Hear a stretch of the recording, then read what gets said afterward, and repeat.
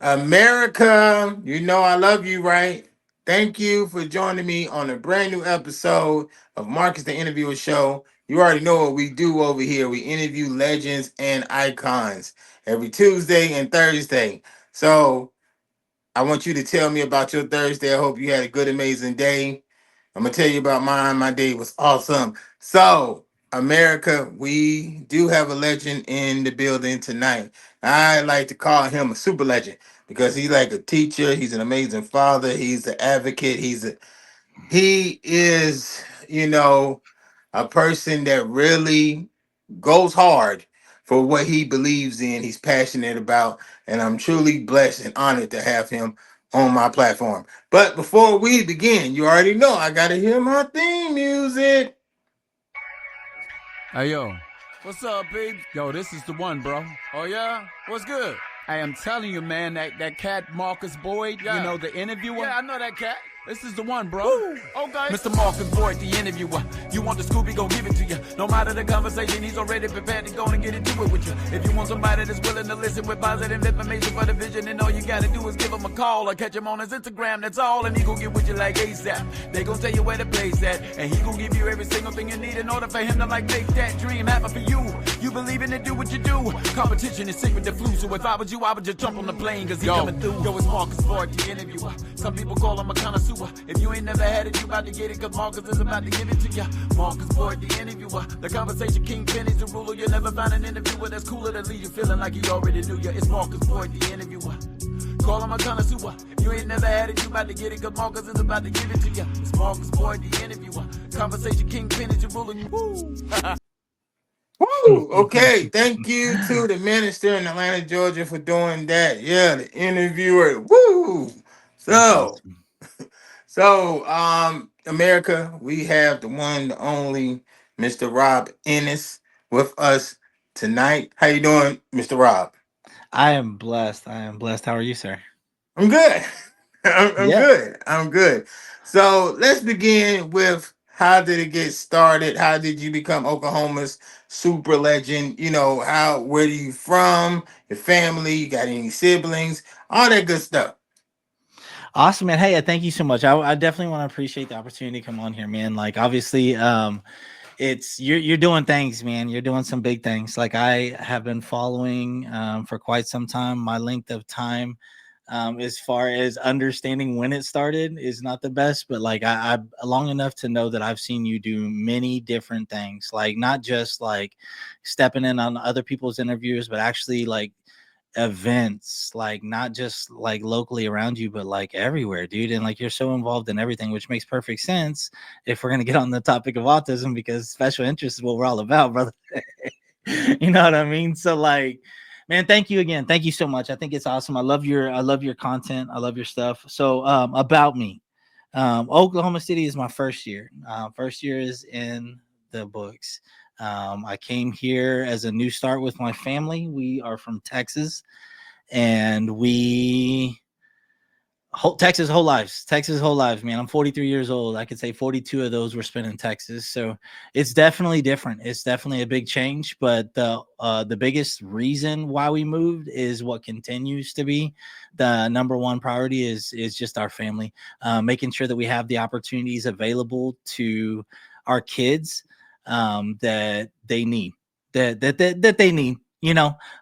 They look different. The needs that each of them have, but with Hunter being level 3 autistic, and there's a lot of opportunities where we live now, where therapy is more readily available, help services, a community. Let's go with that. A community, right? That's what we were Right. lacking before. So yeah, man. I have an amazing wife, Melinda. She is where like all of what you see in front of you is allowed to be this, if that makes sense. Like I wouldn't have the confidence to talk to anybody, little alone about something that I'm vulnerable about, without her. So amazing wife, Melinda. I have 3 kids.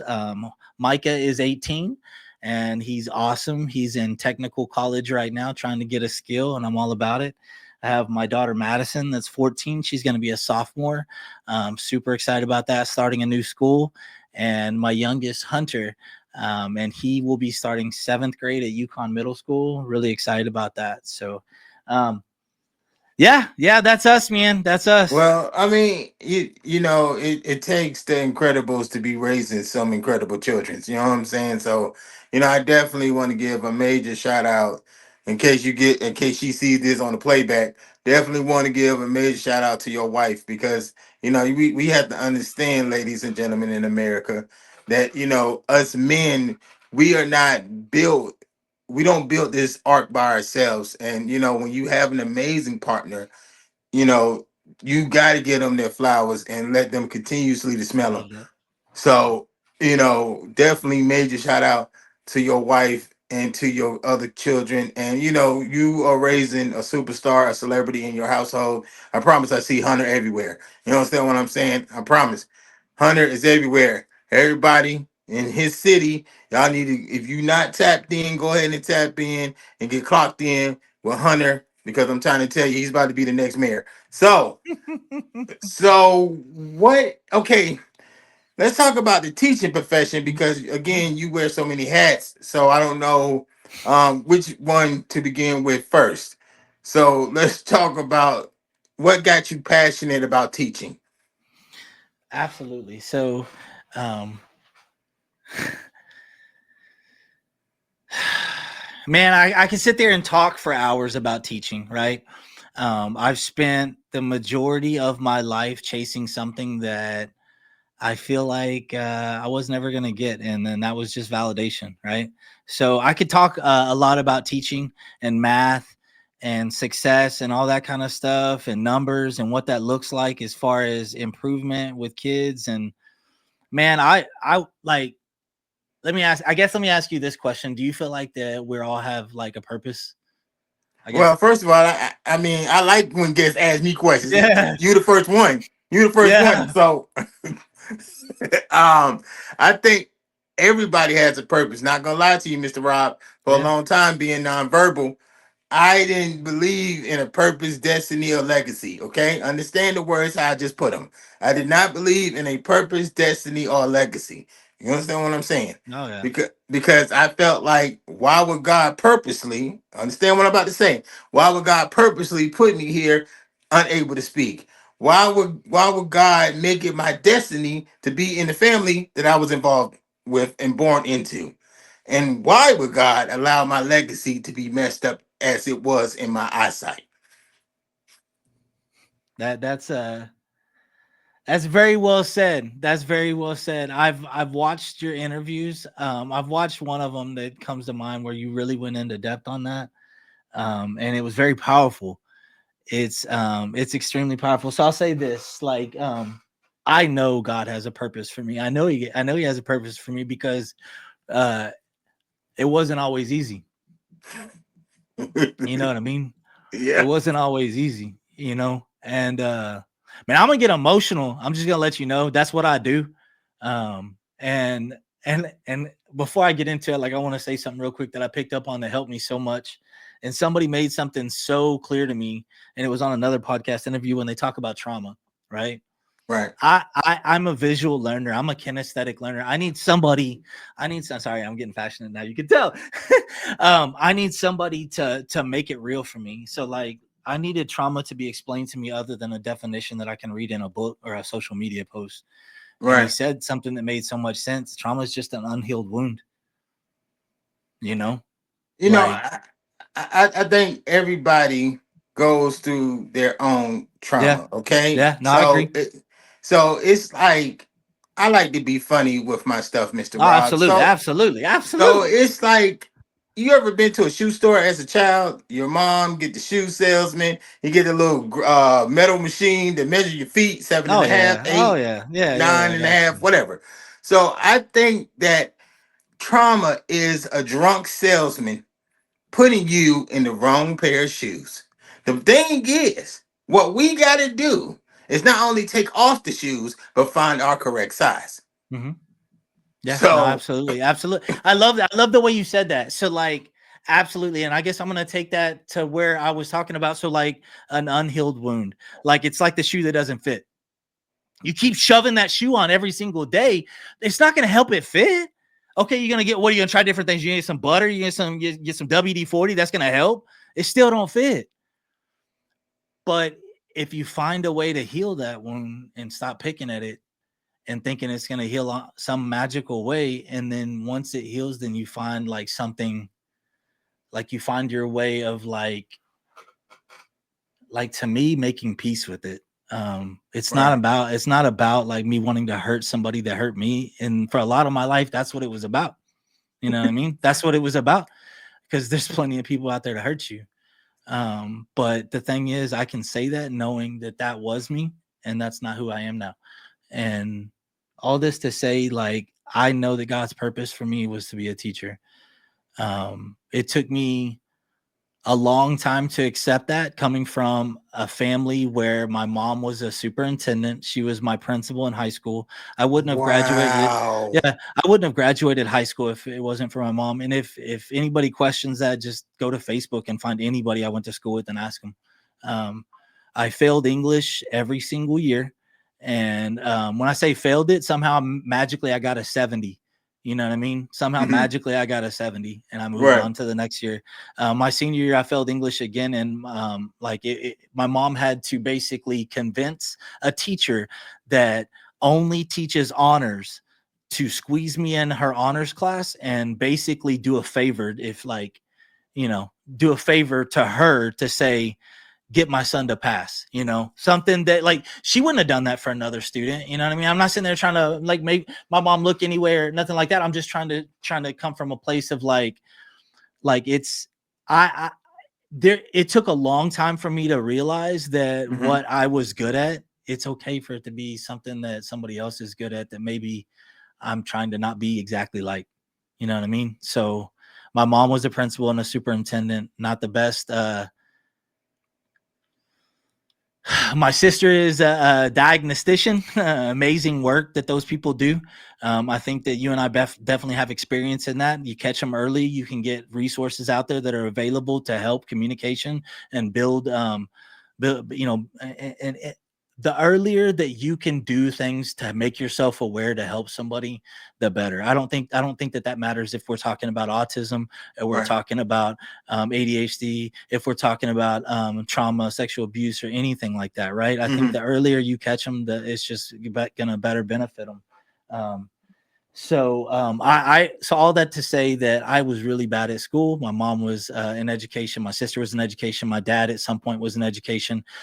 It was expected, kind of unwritten rule, that I was going to go in education, and I didn't want that. Right? I didn't want that. I didn't want to be that. I wanted to be different. And so I started doing different things, right? So I got into retail. I got a marketing degree because it was easy. I mean, it's kind of a generic degree. Sure, throw me in marketing. I worked for Sam's Club, the most stable company in the world, Walmart, right? So like I didn't have to worry about that, and I made my way through a bunch of difficult situations, not knowing that a lot of it was harder for me than it was for others, Right. Um, and so all that to say, even when I worked at Walmart and Sam's Club, I always found myself passionate around people that were passionate too. I was supervisor. I was a supervisor. I was in a supervisor position in every single position I've ever done since I was 16 years old. Every single position. Oh So wow. I always had people that worked for me. And my whole thing was that those are my students. I'm not saying that I had nothing that I could learn from them too. It's just those are my students. And somebody said something to me early on that was a club manager, a Sam's Club manager, my boss. His name is David Peru, and I'll never forget him. And I sent him a message on Facebook not too long ago and thanked him for this. But he said this to me, and it stuck with me because it makes sense. I'm autistic. Stuff sticks to me that makes sense, and I'm going to keep practicing. And he said, "Take care of your people. Take care of your people, and then your job's easy." And isn't that so simple? Isn't that Mm. so simple? But to me, I took it even further. So what does taking care of your people mean? And I made sure that I took care of them and I prepared them for what it is that they needed to do. And a lot of times that was tasks or jobs or stuff like that. But that's what I wanted to do. And that's what I was passionate about because I like to watch people grow.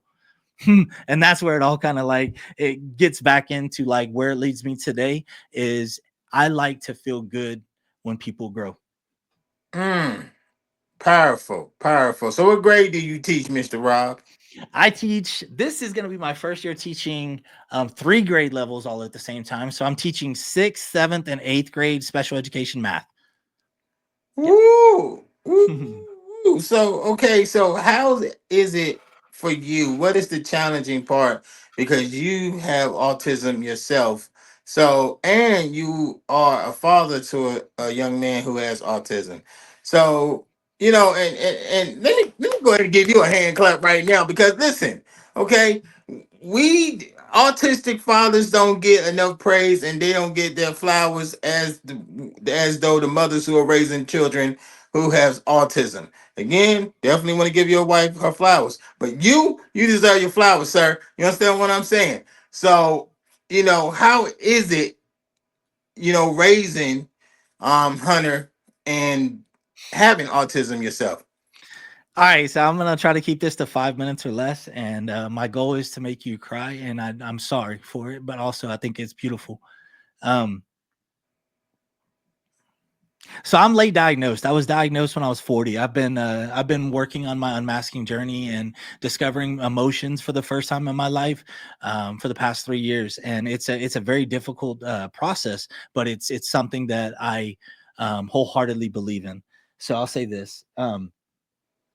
A lot of being late diagnosed is convincing yourself that you're not autistic, right?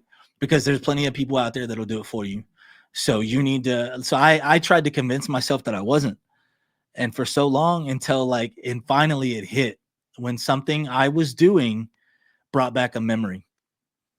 So my son Hunter, he's 13 years old, and he's always struggled with and I'm really bad at this, but I think I got it figured out, occupational therapy type stuff, Okay. so like showering, restrooms, um getting dressed, putting his clothes on the right way, operating locks and doors, like making food of any kind at any level, like a lot of things that I already know you well enough to know that I can stop right there and you know what I'm talking about, right? Exactly, because I still got some problems with some of that stuff too at 42. So I get it. So let me read this real quick. What my wife texted me. My wife texted me this to appreciate me, and she was talking about how before we moved here last year, Hunter had to be showered fully. Um, I took on showering as a sole responsibility. That's the thing that I'm going to try to get Hunter to be able to accomplish in baby steps, and small steps, and celebrate milestones and all that. And I've taken that upon myself. And the other day, it was about a month ago, and I was working on Grace for the first time in therapy. Um, I had an experience with Hunter, and I watched as he showered his entire body, scrubbed his hair the correct way, and he got out. And the thing that he's been struggling with the longest is drying his body and making sure that he gets all the water off of his legs and all the spots in his back and stuff like that. And then I've been struggling with it for a very long time until one day I figured it out with him, and it all felt very real to me. It all felt like, man, this is someone taught me this. Someone taught me how to do this with him. And I started thinking back, and I remember my mom teaching me the exact same thing.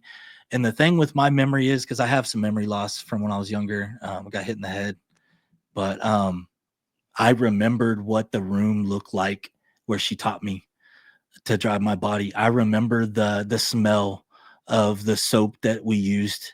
And I remember that the shampoo was Head and Shoulders, the anti-dandruff, the one you get at Sam's Club. Oh I wow. remember I remember that it was blue before it was white.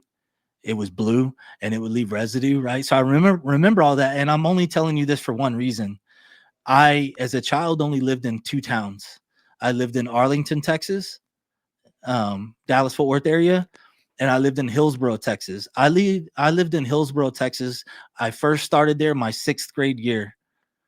I was 12 years old, Marcus. Oh My wow. mom, my mom was.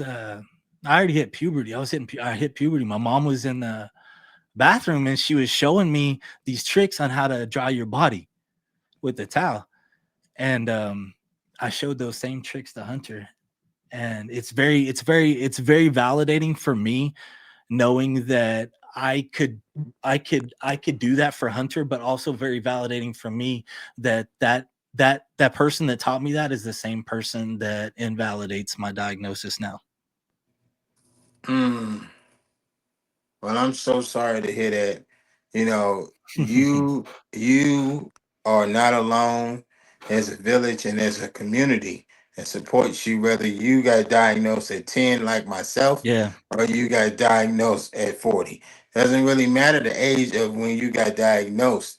You got diagnosed. So, the autistic community shares with you and we send love to you and stuff of that nature. So, Mr. Rob, when you're not teaching or being an absolutely amazing father and husband, what activities do you like to do? Because I see you got the mic there, you set up like you run your own podcast. So,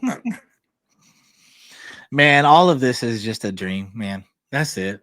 Like, just imagine if you can go back to like whenever you were at a point where you had a lot of things that you were interested in and probably still do. And probably you have a ton of stuff. I already know what you're interested in. I know probably just a part of it, to be honest with you, just what you let us see.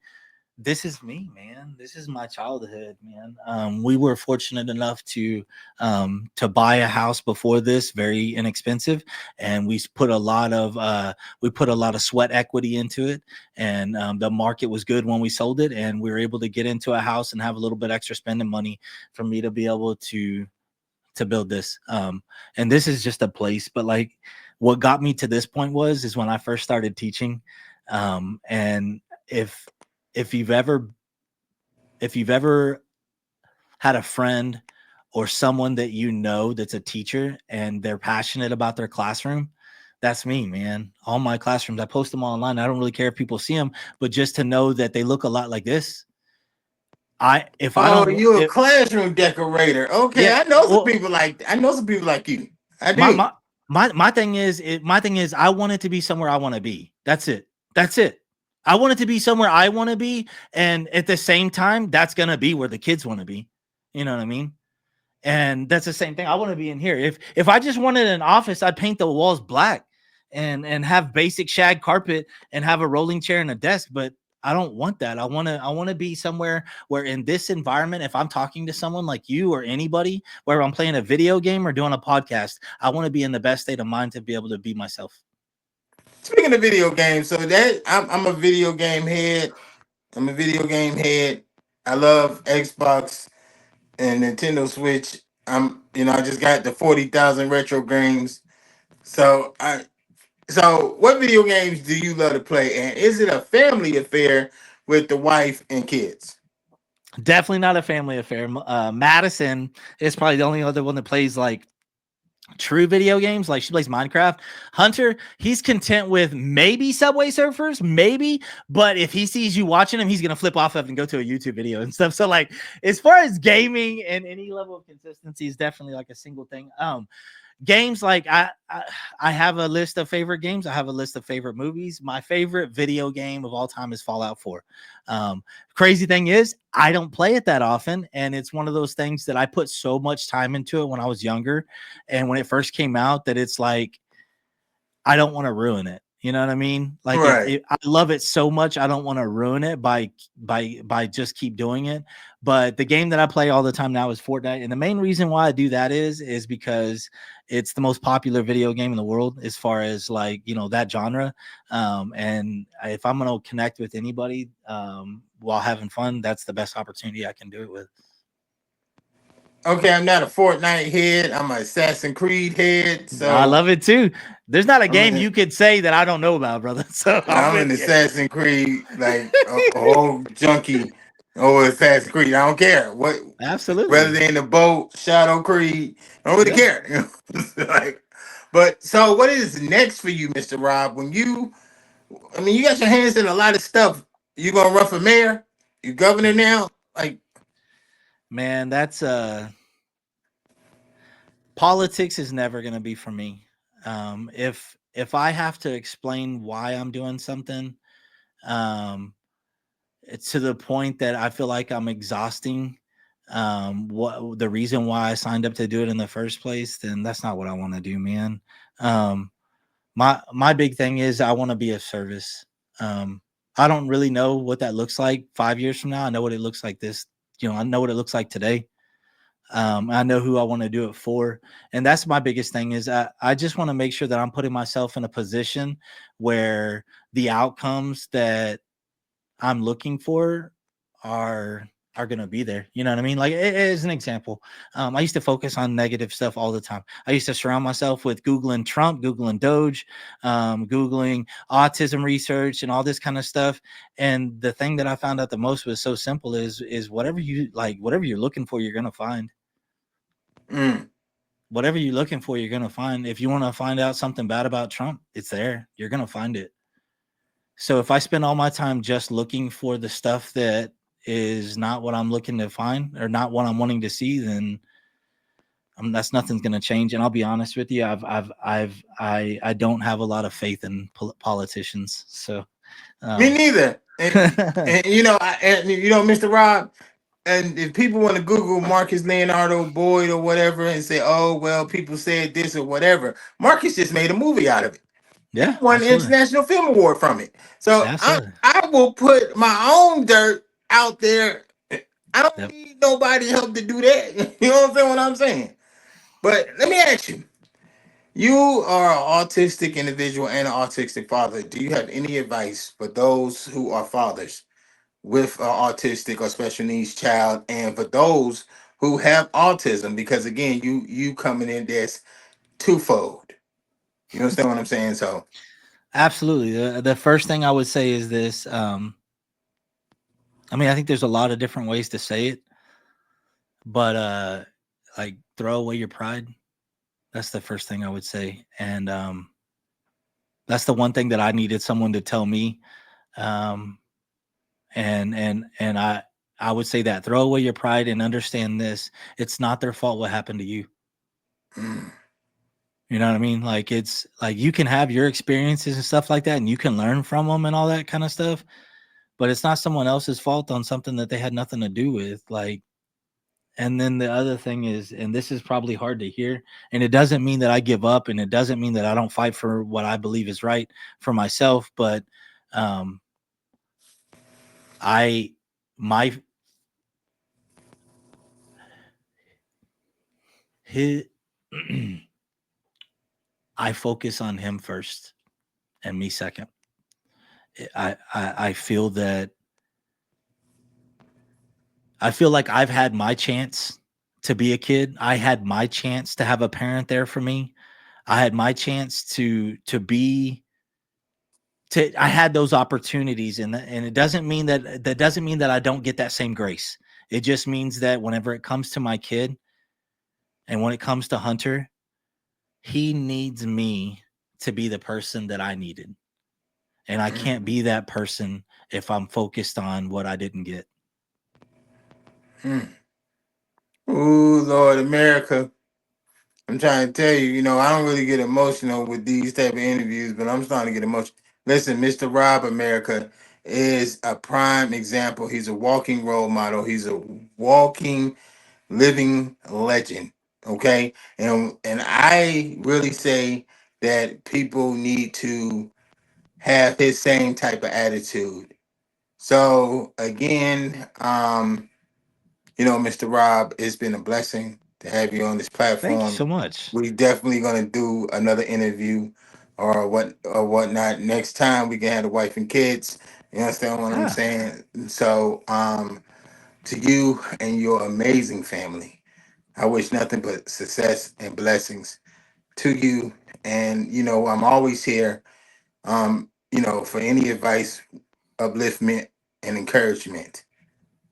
So, America, before I leave, you already know what I like to do. If you have autism or any type of special needs, know that you are champions and warriors. Know that you can do anything you put your mind to. Always put God first or whoever you believe in first in your village with your family.